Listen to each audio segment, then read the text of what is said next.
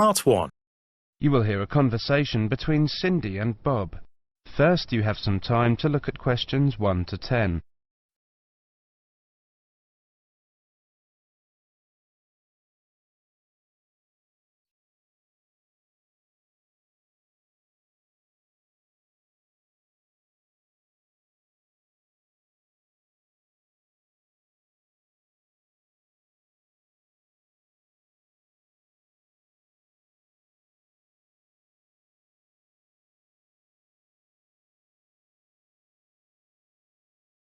Now listen carefully and answer questions 1 to 10. So, Bob, how many people have said that they're coming on the company picnic? Well, Cindy, we've got 35 definites and another 10 probable. Shall we say 50? I think so. And we've fixed the date for... The 26th, the last Sunday in August. Great. I hope the weather's good. Should be. Now, we have to decide where to order the food from and what kind of things we want. Right. What's our budget? We've decided to go for £10 a head for food and £5 a head for drinks.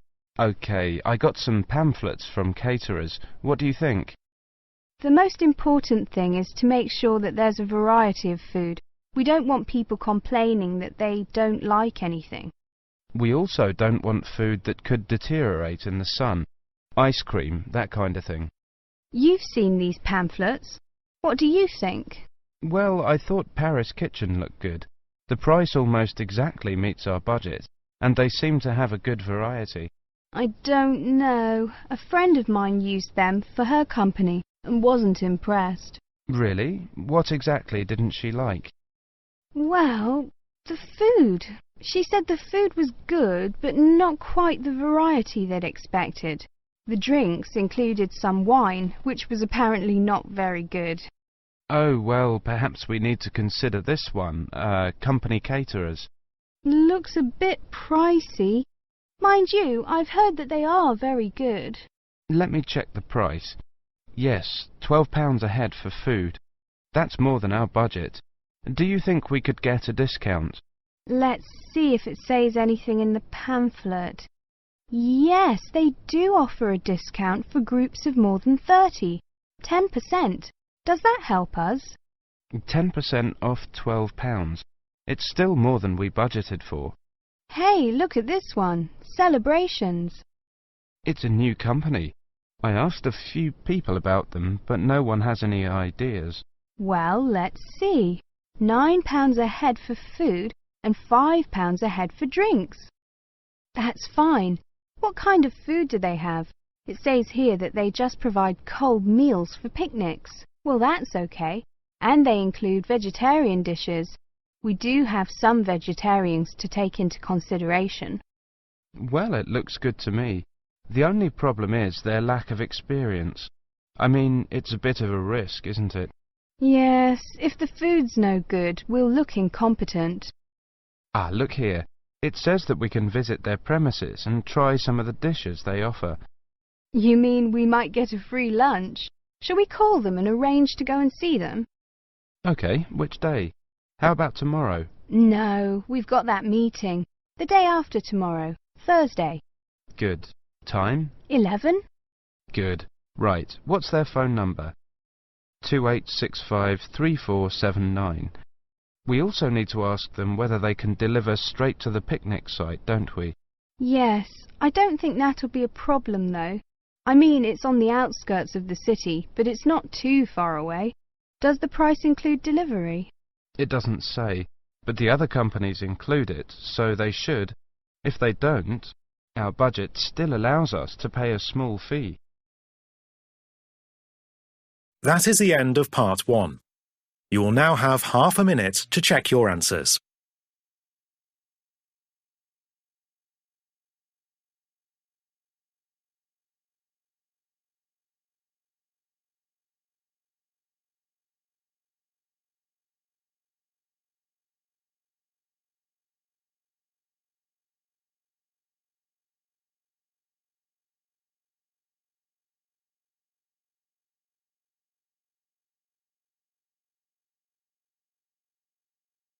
Part 2. You will hear a presentation on advice on legal matters. First, you have some time to look at questions 11 to 20.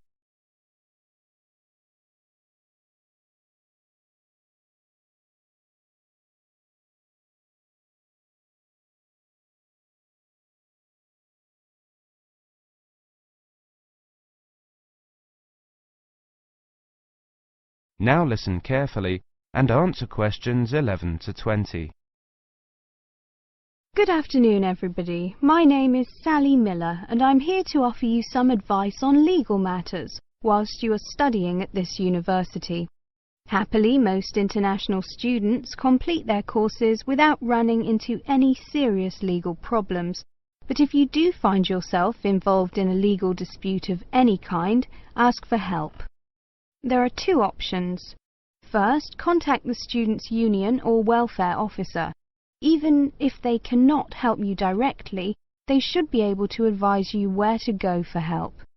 The second possibility is to contact the Citizens Advice Bureau in your area. You can find them in the local telephone directory. They will be able to recommend a solicitor if you need one, and tell you if there is a local law centre providing free legal advice.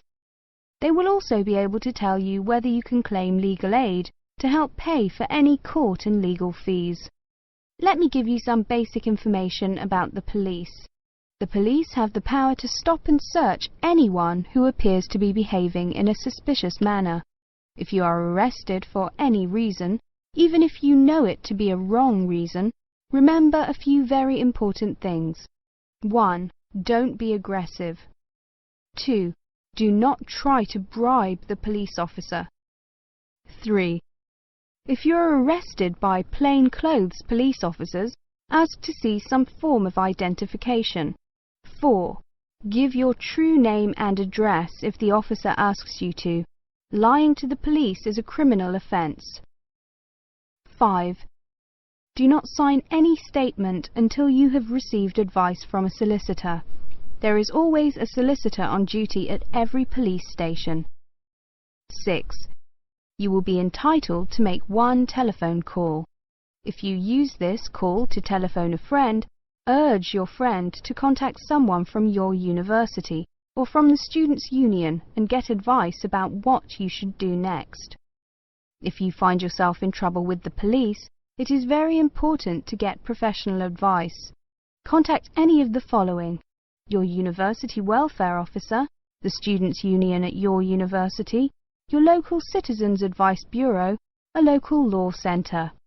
If you are found guilty of an offence, it could seriously damage your position as an international student, so be sure to ask for help as early in the process as possible.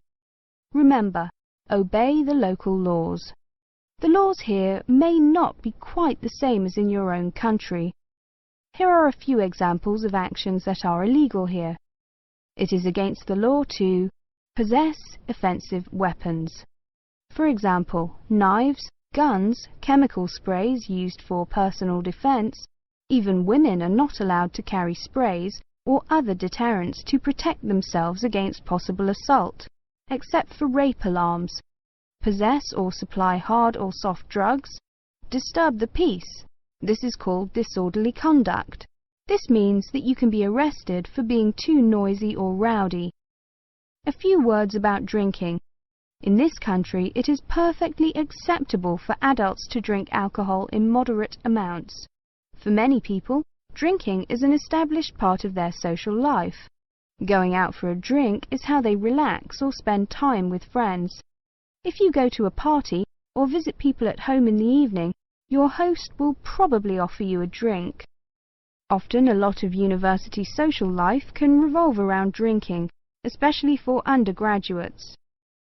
Do not be surprised if people arrange to meet in a bar, or if events are held in a pub. But you are not obliged to drink alcohol if you do not want to, even if you are in a pub or at a party where everyone else is drinking. You can always ask for a non-alcoholic drink instead. And if you feel uncomfortable going to places that serve alcohol, explain this to your friends. There are lots of other places where you can meet. If you do choose to drink, Remember that you should never drive a motor vehicle after drinking alcohol. It is dangerous, and the police can impose serious penalties on you. Also, remember that being drunk in public is not acceptable either, and the police can arrest you for it. Drugs and alcohol can cause serious problems. Let me repeat that in this country it is illegal to use drugs, except under medical supervision. But if you do use illegal drugs and you develop a problem, there are organisations you can contact. Contact your students' union or your student counsellor. Anyone over 18 years old can legally buy and consume alcoholic drinks in this country. But if you think you might be drinking too much, get help and advice from your student counsellor or your doctor. Again, there are special organisations that can help you with drug and alcohol problems. Contact them. That is the end of part 2. You now have half a minute to check your answers.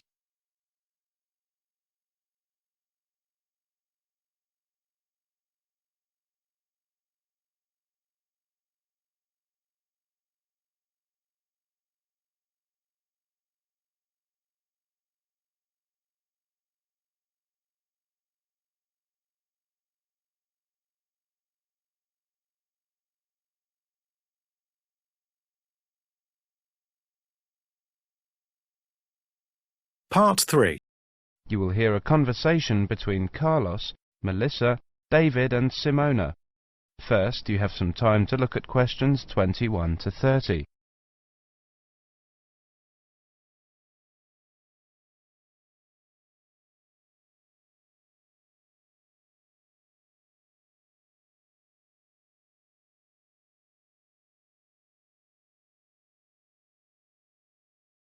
Now listen carefully and answer questions 21 to 30. Okay, everyone. Let's look at what presentation tips we come up with for our next seminar, Melissa. Okay, here's my first tip. Show up early. Some experienced presenters say that something good is bound to happen. I'm not sure about that, but... Well, you may have a chance to head off some technical problem. Also, at the beginning, before you actually begin your presentation, people filter in slowly. It's a great time to introduce yourself. Can't argue with that. Simona has some ideas about opening. Have a strong opening. I picked up a few ideas for structuring your opening. First, never apologise. If you're worried the presentation won't go well, keep it to yourself and give it your best shot. Besides, people are usually too preoccupied with their own problems to notice yours. I like that. Open by addressing the following 3 questions. What's the problem? Who cares? What's your solution? Excellent suggestion. David, you've gone quiet.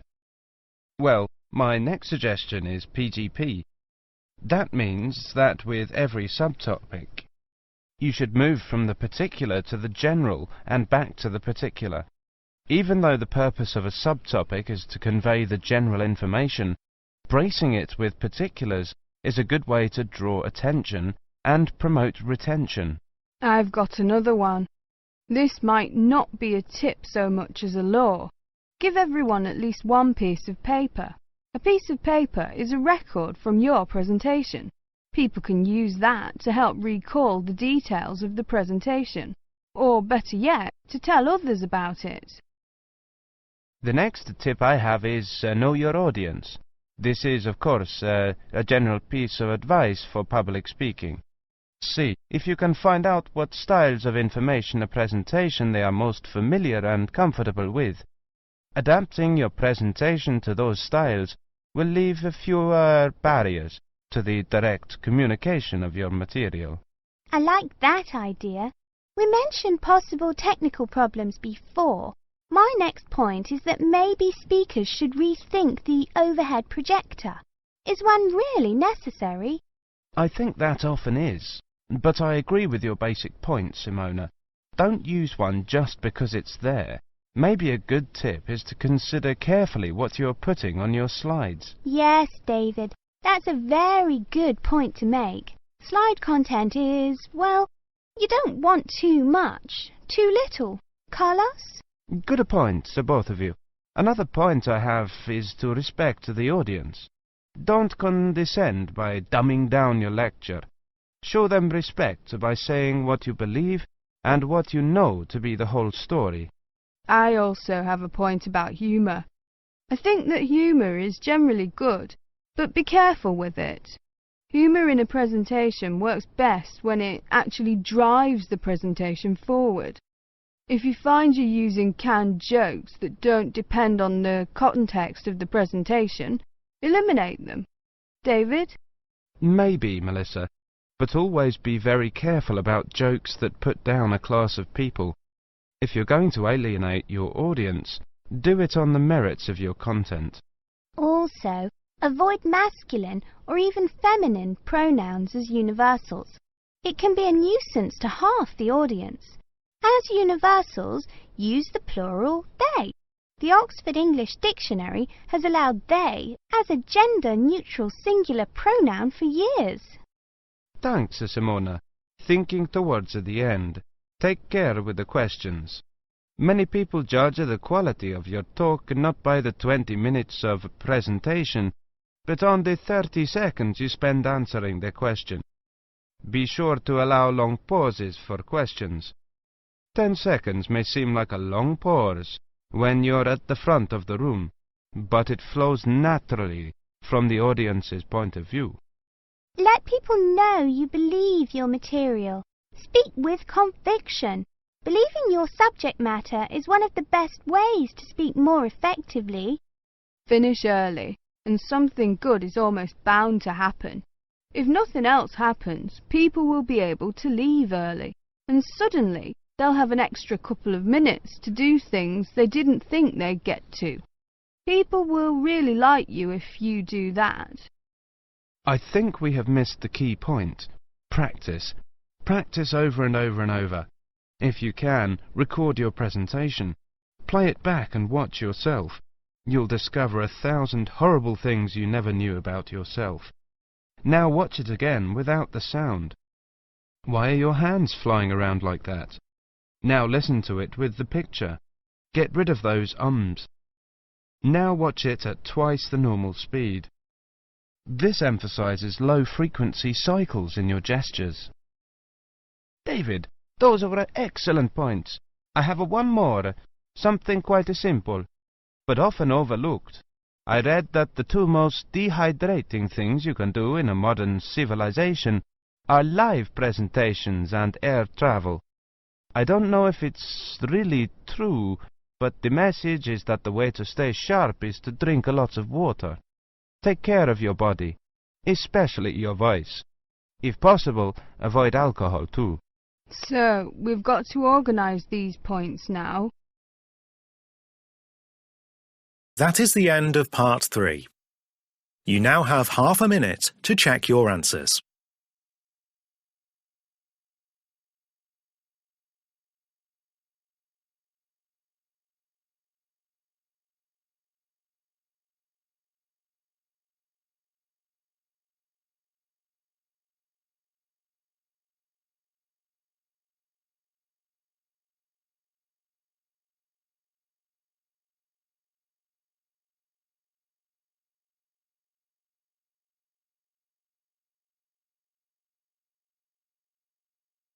Part 4. You will hear a monologue on the subject of the Celts. First, you have some time to look at questions 31 to 40.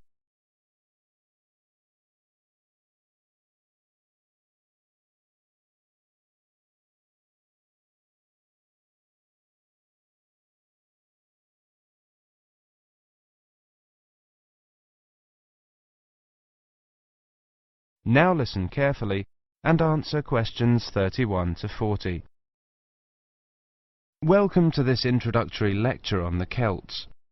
Who were the Celts?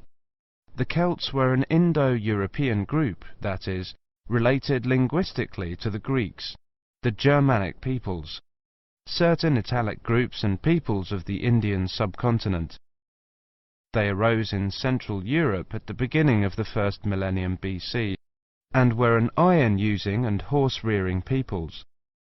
By the end of the first millennium BC, their cultural group had spread up and down the Danube and Rhine, taking in Gaul, Ireland and Britain, across Central Europe into northern Italy and northern Spain.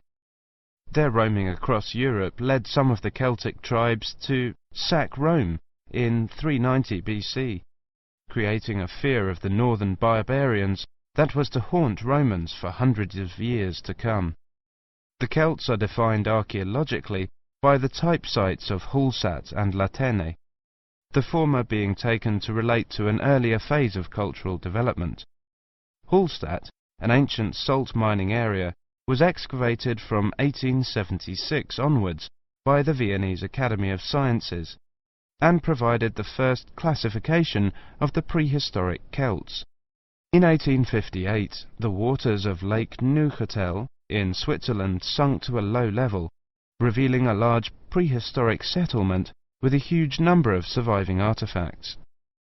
The nearby town of Latene gave its name to the second phase of Celtic cultural development. However, please note that these phases overlap through time and are defined according to geographical area. Let's look at each of these, taking the Hallstatt first. Hallstatt culture is characterized in 4 stages. A and B were during the Late Bronze Age, from about 1200 to 700 BC. C was in the Early Iron Age, from about 700 to 600 BC. D was from about 600 to 475 BC. The Hallstatt culture spanned Central Europe, with its centre in the area around Hallstatt in central Austria. There were 2 distinct cultural zones, the eastern and the western. At the start of the period, long-distance trade was already well established in copper and tin, the basic requirements for manufacture of bronze. From about 700 BC, trade in iron also became established. The Hallstatt area also already controlled the trade in salt, crucial when there were few other means to preserve food. Control of these 2 crucial trade goods, iron and salt, provided the basis for the accumulation of wealth and influence. From 800 BC, some burials of rich people can be identified in Central Europe, with grave goods such as wheeled wagons and iron swords. Hallstatt C saw the construction of fortified hilltop settlements to the north of the Alps. These had burial mounds holding very high-quality goods, such as vehicles and expensive imported treasures.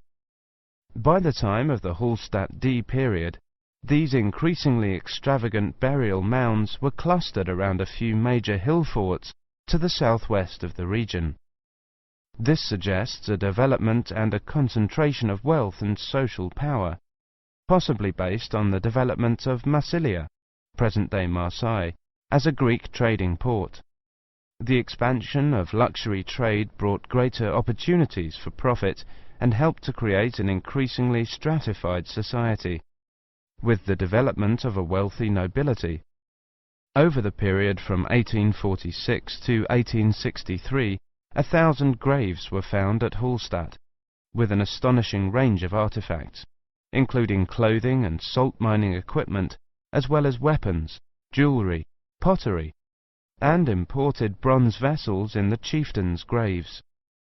The Latene era was the time of Celtic expansion and migration, and the time of formation of the myths. The Latene culture is named after the site in Switzerland where it was first discovered. The Latene people were those known to the Romans as Gauls, originally found in an area from eastern France to Bohemia. The Latene culture spread rapidly from about 400 BC. The Latene Celts settled in Spain in 450 BC, in northern Italy in 400 BC, invaded Rome in 390 BC, invaded Greece in 279 BC, invaded Galatia in modern Turkey in 270 BC. By 200 BC, they occupied the lands that are now Britain, the Netherlands, Brittany, Belgium, Germany and Switzerland. There is much debate over how much of the expansion into Britain was achieved through invasion and settlement and how much was the expression of cultural transfer that accompanied trade and reflected the commonality of kinship and language of many tribes. There is little evidence for actual migration of Latin people into Britain. Nevertheless, it does appear that the Latin culture was more militarily focused than the Hallstatt one. The Latin graves across Europe hold iron weapons, swords and spearheads, and wooden shields, as well as everyday items such as razors, yokes, cauldrons and jewellery. That is the end of part 4. You now have half a minute to check your answers.